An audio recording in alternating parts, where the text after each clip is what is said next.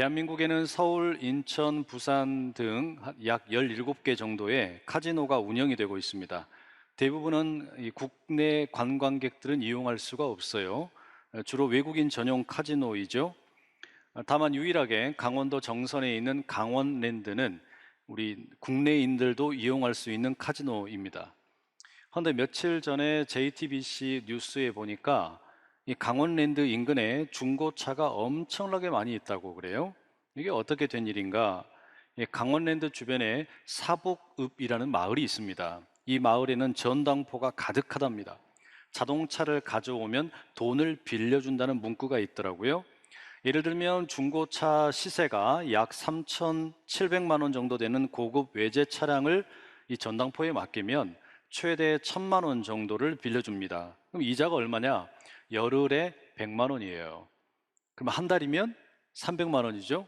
1년이면 3,600만 원이 됩니다. 당연히 불법 고리 대금업입니다. 그래서 이 이자를 갚지 못한 차량들이 동네에 넘쳐나는 거죠. 전당포는 이자를 갚지 못하는 이런 차주들의 이 자동차를 이제 불법으로 유통을 시킵니다. 예를 들어 1,000만 원짜리 자동차를 받고서 500만 원을 빌려줍니다. 차주가 이자를 갚지 못하게 되면 이 중고차를 구하는 사람에게 500만 원짜리 자신이 가지고 있는 채권을 800만 원에 팔아 넘깁니다. 이것도 역시 불법입니다. 우리가 이런 중고차를 흔히 대포차라고 부르죠. 만약 이런 식으로 대포차를 구입한 사람이 차량을 운행하는 가운데 교통법규를 위반하거나 또 사고를 내게 될 때 누가 책임집니까? 차량을 맡긴 원차주입니다. 자동차 관리법상 그렇습니다. 이게 대포차의 위험이에요. 근데 문제는 차량의 원래 소유주들이 이런 문제가 생겨도 신고를 하지 않는다는 거예요. 이유는 자기 차량을 내주고 도박 자금을 빌렸다라는 주변의 시선이 부담스럽기 때문입니다. 때문에 이 기자가 말하기를 우리나라 안에서 여러 가지 수많은 범죄용 대포차가 바로 여기에서부터 시작이 된다 지적을 합니다. 아주 심각한 사회 문제죠. 여기에는 여러 가지 문제들이 함께 복합적으로 얽혀 있습니다. 1차적으로는 도박 중독을 일으키는 문제가 되고요. 2차적으로는 불법 고리대금업이 문제가 되고요.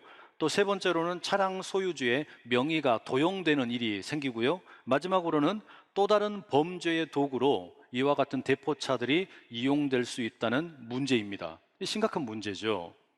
오늘 우리가 함께 살펴보려고 하는 이 데칼로그 세 번째 말씀은 지금 오늘 말씀드린 이 대포차의 명의 도용과 꽤 관련이 있습니다. 본문 7절의 말씀 우리 같이 함께 한번 읽어보실까요? 함께 읽습니다. 시작. 너는 네 하나님 여호와의 이름을 망령되게 부르지 말라. 여호와는 그의 이름을 망령되게 부르는 자를 죄 없다 하지 아니하리라.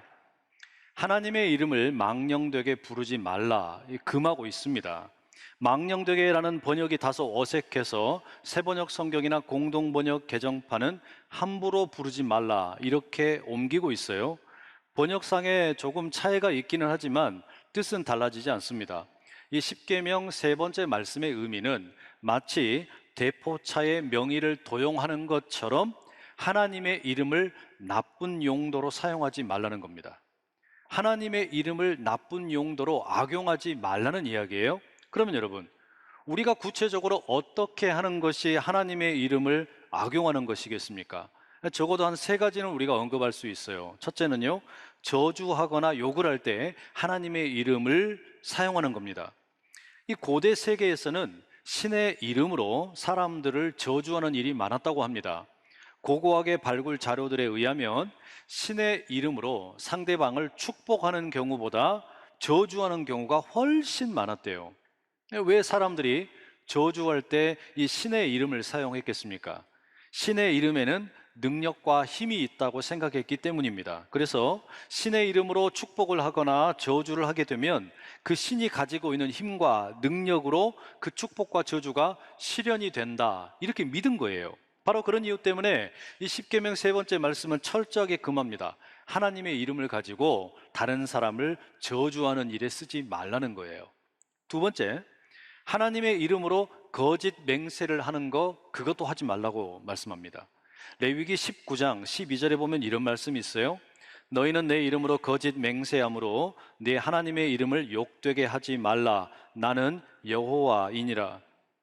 유대인들은 이 말씀에 근거해서 이 데칼로그 세 번째 말씀은 하나님의 이름으로 맹세하는 것을 하지 말라, 금하는 것이다, 이렇게 해석을 한답니다. 이건 역시 하나님의 이름을 도용하는 것에 해당합니다. 하나님의 이름으로 맹세를 해놓고서 지키지도 않아요. 이게 뭡니까? 하나님의 명예를 실추시키는 거죠. 그러니까 이런 일은 애초에 하지 말라는 겁니다.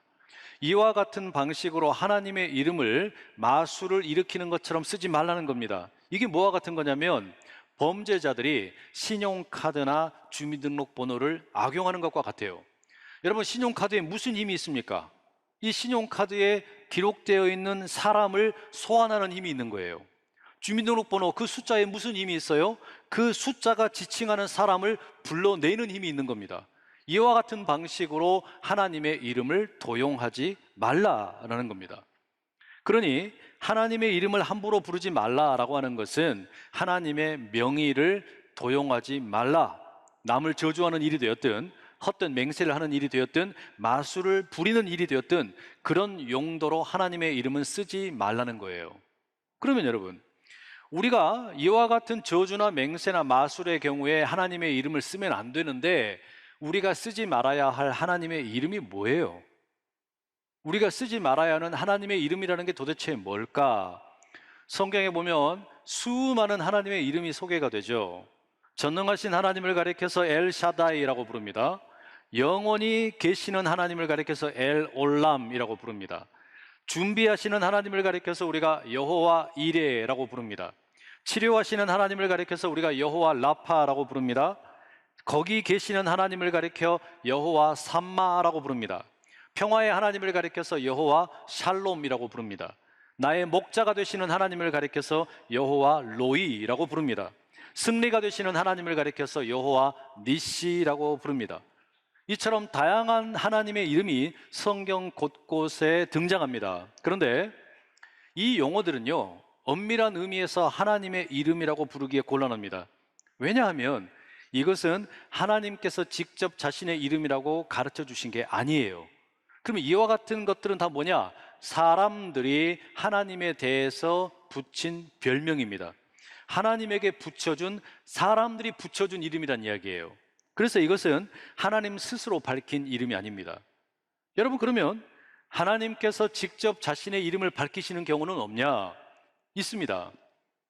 성경에 보면 하나님께서 자신의 이름을 알려주시는 그런 어떤 사례들이 나오게 되는데, 창세기 32장에 보면 야복 나루터에서 밤새 하나님과 씨름했던 야곱이 하나님에게 이렇게 묻습니다. 당신의 이름을 알려주소서. 그랬더니 하나님께서는 어찌하여 내 이름을 묻느냐, 이 야곱의 요청을 거절하십니다. 그리고 시간이 흘러서 출애굽기 3장에 보면 하나님의 이름과 관련된 대화가 조금 더 진전되는 경우가 나옵니다. 떨기나무에 불꽃으로 나타나신 하나님께서 양떼를 치고 있던 모세를 부르셨어요. 그리고 애굽에 가서 내 백성 이스라엘을 구원하라 말씀을 하십니다. 그랬더니 모세가 뭐라고 말합니까? 출애굽기 3장 13절에 이렇게 말하죠. 너희의 조상의 하나님이 나를 너희에게 보내셨다 하면 그들이 내게 묻기를 그의 이름이 무엇이냐 하리니 내가 무엇이라고 그들에게 말하리이까? 하나님의 이름이 뭐냐라고 묻는 거예요. 이스라엘 백성들에게 가가지고 내가 하나님이 보내서 왔는데 하나님의 이름이 뭐냐라고 물을 때 뭐라고 대답해야 됩니까? 물어본 거예요.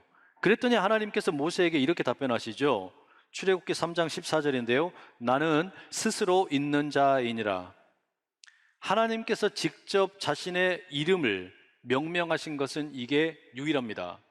하나님은 스스로를 뭐라고 말씀하세요? 나는 스스로 있는 자다. 나는 나라는 이야기예요. 영어 성경에는 보통 I am who I am 이렇게 번역이 되어 있죠. 여러분, 이게 근데 참 알쏭달쏭한 표현입니다. 그리고 엄밀하게 말하면 이건 역시 하나님의 이름이라고 말하기에는 곤란합니다. 왜냐? I am who I am. 나는 스스로 있는 자다. 나는 나다. 이것은 하나님의 이름이라기보다는 하나님의 존재가 어떤 것인지, 하나님이 어떤 분이신지를 알려주는 표현이기 때문입니다. 나는 스스로 있는 자다. 나는 나다. 여러분, 이게 어떤 의미이겠어요? 하나님은 어떤 것에도 의존하지 않는 분이라는 거예요. 하나님은 홀로 스스로 계시는 분이라는 겁니다. 만들어진 존재가 아니라는 겁니다. 스스로 계시는 이 하나님께서 온 세상을 창조하셨다. 그런 의미가 들어 있습니다. 그래서 이어지는 출애굽기 3장 15절에 보면 하나님께서 모세에게 이렇게 자신의 이름과 관련하여 덧붙이십니다. 하나님이 또 모세에게 이르시되 너는 이스라엘 자손에게 이같이 이르기를 너희 조상의 하나님 여호와 곧 아브라함의 하나님 이삭의 하나님 야곱의 하나님께서 나를 너희에게 보내셨다 하라. 이는 나의 영원한 이름이요 대대로 기억할 나의 칭혼이라. 이스라엘 자손들에게 자기를 어떻게 소개할 것인가 하나님이 말씀을 하셔요. 여호와라고 알려줘라.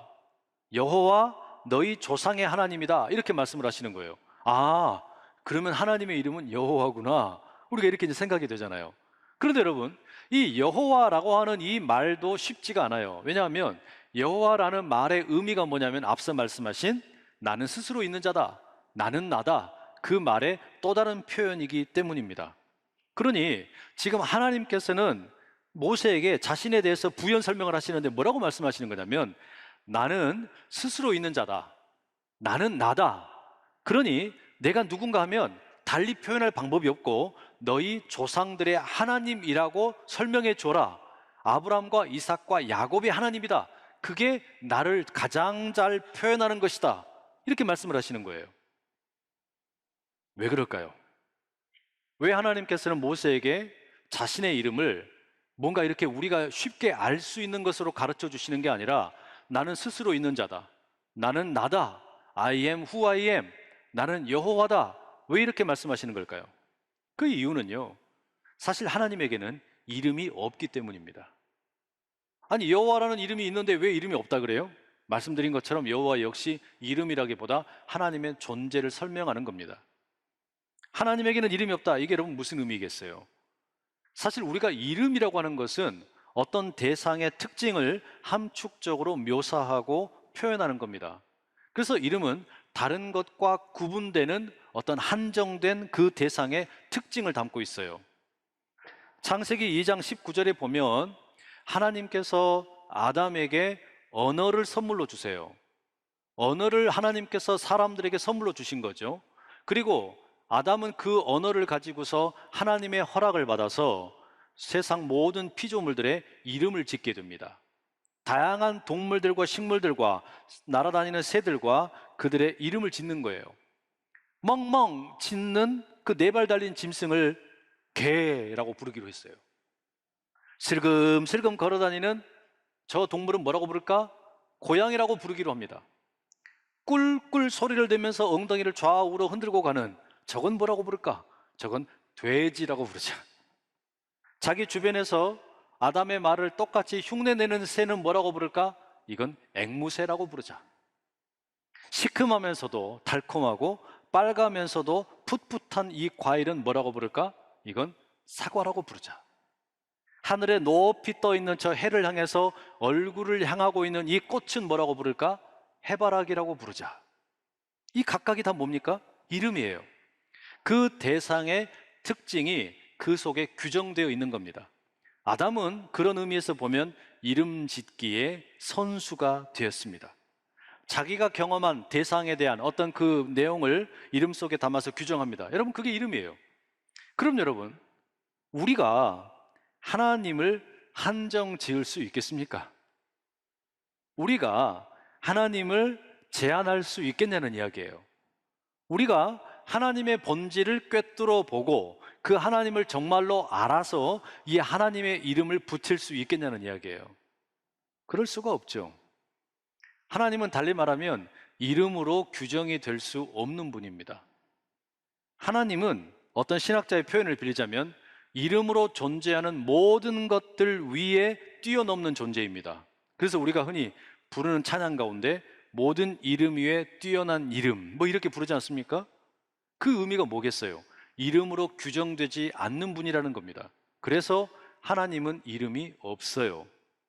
그러니 이름을 묻는 모세에게 하나님께서 하실 수 있는 최고의 답변은 뭐였습니까? 나는 스스로 있는 자야. 나는 나야. 이것밖에 없는 겁니다. 김기성 목사님이 나는 스스로 있는 자라고 하는 이 하나님의 자기 표현을 이렇게 멋지게 해석을 하시더라고요. 어떤 언어로도 나를 규정할 수는 없다. 너희는 다만 나를 경험할 수 있을 뿐. 나는 숨기면서 드러내고 드러내면서 숨기는 자다. 그러니 나를 송두리째 알 생각은 마라. 순간순간의 경험으로 너희는 나를 부분적으로 알 수 있을 것이다. 여러분, 이게 사실이죠. 실제로 그러지 않습니까? 우리는 하나님을 전부 알 수가 없어요. 신학자 아우구스티누스도 같은 맥락에서 이런 이야기를 합니다. 당신이 하나님을 파악하지 못한다는 것이 뭐 그리 놀라운 일인가? 만일 당신이 그분을 파악할 수 있다면 그분은 더 이상 하나님이 아니다. 이렇게 이야기를 해요. 여러분, 하나님은 우리가 도무지 파악할 수 없는 분이에요. 우리가 결코 전부 다 안다고 말할 수 없는 분입니다. 그저 내가 경험한 범위 안에서 그분을 부분적으로 표현할 뿐입니다. 그러니 하나님은 이름이 없는 분입니다. 그러면 여러분, 우리가 이 데칼로그 세 번째 말씀, 이 십계명의 세 번째 계명을 다시 좀 생각을 해봐야 돼요. 다시 한번 읽어보실까요? 20장 7절입니다. 시작. 너는 네 하나님 여호와의 이름을 망령되게 부르지 말라. 여호와는 그의 이름을 망령되게 부르는 자를 죄 없다 하지 아니하리라. 하나님의 이름을 함부로 부르지 말라라는 거. 여러분, 이것은 우리의 입술로 하나님의 이름에 대해서, 하나님에 대해서 아무것도 발설하지 말라는 그런 의미이겠습니까? 그건 아닌 것 같아요. 그런데 유대인들은 오랫동안 그렇게 해왔습니다. 하나님께서 자기 자신을 가리켜서 여호와라고 칭하셨죠. 이 여호와라는 단어를 히브리어로는 이렇게 적습니다. 오른쪽에서 왼쪽으로 적게 되는데요, 요드해 바브해, 철자가 그렇게 되어 있어요. 이스라엘 사람들은 성경을 읽으면서 이 글자가 나오면 이 글자를 눈으로 읽기는 하지만 입으로 발설을 하지는 않았습니다. 본래 발음은 아마도 야훼였을 것이다 라고 추정이 됩니다. 그런데 하나님의 이름을 망령되이 일컬을까 염려가 되어서 이 단어를 만나면 야훼라고 발음을 안 하고 아도나이라고 읽습니다. 아도나이라는 것은 주님이라는 뜻이에요. 그래서 영어 성경에도 보면은 야훼, 하나님이라고 들어가야 될 그 자리에 그냥 주님이라고 번역되어 있는 경우가 꽤 많습니다. 하나님의 이름을 직접 발설하는 대신에 주님이라고 읽었다는 이야기예요. 하나님께서 이렇게 하기를 원하셨을까, 그 말이에요. 우리 보고 하나님의 이름을 그냥 말하지 말라고 그거 금하시는 거냐? 그런 것 같지는 않다는 이야기예요. 왜냐하면요, 신약 성경에 보면 예수님께서 제자들에게 기도를 가르치시죠. 그 기도의 내용 가운데 첫 번째 뭐라고 되어 있냐면, 하늘에 계신 우리 아버지여, 아버지의 이름이 거룩히 여김을 받으소서, 이렇게 기도를 가르치세요. 예수님이 하나님을 부르시면서 하늘에 계신 우리 아버지여, 그 다음에 첫 번째 간구가 뭐냐면 하나님의 이름이 거룩히 여김을 받으시기를 원합니다, 이렇게 간구했단 말이에요. 이건 여러분, 십계명 세 번째의 계명에 비춰보면 아주 지극히 도전적인 표현입니다. 하나님의 이름에 대해서 예수님이 스스로 지금 언급을 하고 계시잖아요. 우리가 함부로 예수님, 하나님의 이름을 발설하면 안 되는데, 예수님께서는 제자들에게 기도를 가르치시면서 하나님의 이름이 거룩히 여김을 받으소서라고 기도를 가르치고 계시는 거예요. 이름이 없는 분의 이름이 거룩하게 되기를 구하는 겁니다. 왜 예수님께서는 이름이 없는 하나님 아버지의 이름이 거룩히 여김을 받으소서 이렇게 기도를 가르치십니까? 우리 하나님이 하늘에만 계시는 우리 아버지가 아니고, 초월적인 그냥 하나님이 아니고 우리 아빠 아버지이기 때문입니다. 나하고 저 멀리 동떨어져 있는 분이 아니고 바로 지금 나와 함께 하시는, 하늘에 계시지만 동시에 나의 아빠 아버지가 되시는 분이기 때문이에요. 이게 무슨 이야기냐면요, 하나님께서는 사실은 지금 한낱 피조물에 불과한 나를 통하여 하나님께서 영향을 받으시기로 작정을 하신 겁니다. 나를 통해서 영향을 받으시기로 작정을 하신 거예요. 무슨 이야기입니까? 하나님께서는 우리로 인해서 하나님의 명예가 실추되는 일들까지도 용납을 하시는 겁니다. 명예가 도용되는 일들이 아까 벌어졌단 말이죠. 저주하는 일이라든지 맹세하는 일이라든지 마술과 같은 일에 하나님의 이름이 악용되는 경우들이 생길 수가 있다는 이야기예요. 그럼에도 불구하고 하나님께서는 사람들로 하여금 하나님의 이름을 부르지 못하도록 원천 봉쇄하는 게 아니라 허용을 하셨어요. 하나님의 그 이름이 우리에 의해서 영향받을 수 있도록 허용을 하신 겁니다. 이게 무슨 이야기입니까? 이제 하나님의 명예가 우리 혀 끝에 달렸다는 이야기입니다. 우리의 입술의 표현을 통해서 하나님의 이름의 명예가 거룩하게 될 수도 있고 땅에 떨어질 수도 있다는 이야기예요. 내가 빛과 소금으로 살면 하나님의 명예가 올라가는 것이고, 우리가 성도이면서도 엉터리로 살게 되면 하나님의 이름의 그 명예는 실추되는 겁니다. 우리 어깨에 하나님의 명예가 달려 있습니다. 우리의 입술에 하나님의 이름의 거룩함이 달려 있는 거예요. 그런데 예수님께서는 지금 뭐라고 강구하고 계십니까? 하나님 아버지의 이름이 거룩하게 여김받기를 구하고 있습니다. 무슨 이야기겠어요? 우리로 하여금 하나님의 이름이 영화롭게 되는데 우리의 입술을, 우리의 언어를 사용할 수 있게 해달라고 기도하는 겁니다. 이걸 여러분 우리가 가만히 묵상을 해보면 어떤 의미가 되겠습니까?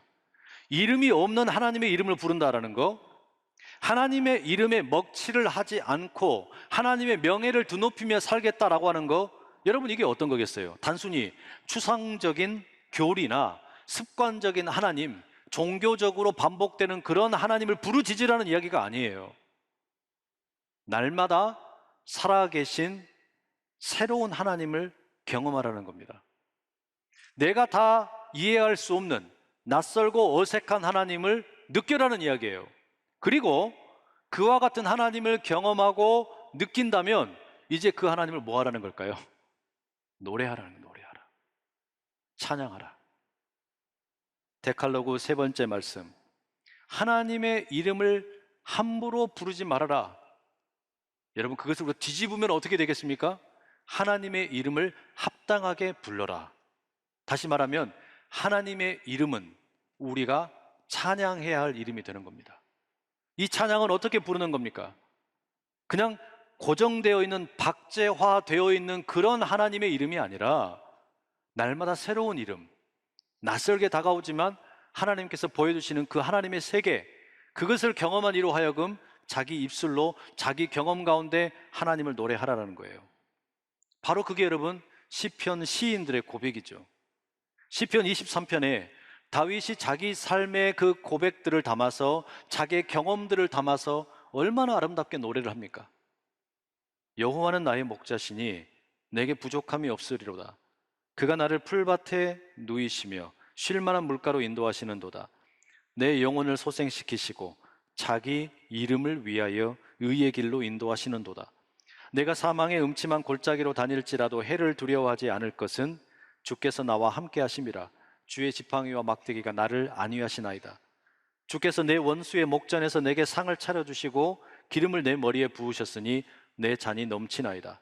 내 평생에 선하심과 인자하심이 반드시 나를 따르리니 내가 여호와의 집에 영원히 살리로다. 수천 년이 지났지만 다윗의 이 고백은 여전히 우리에게 감동이 있어요. 다윗의 삶에 고백이 묻어있기 때문입니다. 자신이 직접 경험한 하나님, 여호와는 내 목자야. 양들이 길을 잃고 헤맬 때 내가 가서 그들을 구해주는 것처럼 내가 인생길 헤매고 있을 때 하나님이 나를 구해 주셨어. 그러니 하나님은 내 목자야. 다윗은 그걸 노래로 부르는 겁니다. 그의 삶이 묻어 있어요. 그의 체험이 묻어 있어요. 그의 입술로 하나님의 이름을 드높이고 찬양합니다. 여러분, 우리에게도 그와 같은 하나님의 이름을 부르는 은혜가 있기를 축복합니다. 그래서 우리는 이런 기도가 절로 나와요. 하늘에 계신 우리 아버지, 우리 혀끝에 하나님의 명예가 달려 있습니다. 하오니 우리 새치 혀를 함부로 놀리지 않게 해주십시오. 시편 시인들이 그랬던 것처럼 새 노래로 주님의 이름을 찬미하게 해주십시오. 주님, 단 한 번만이라도 주님의 이름을 진실되이 부르게 하옵소서.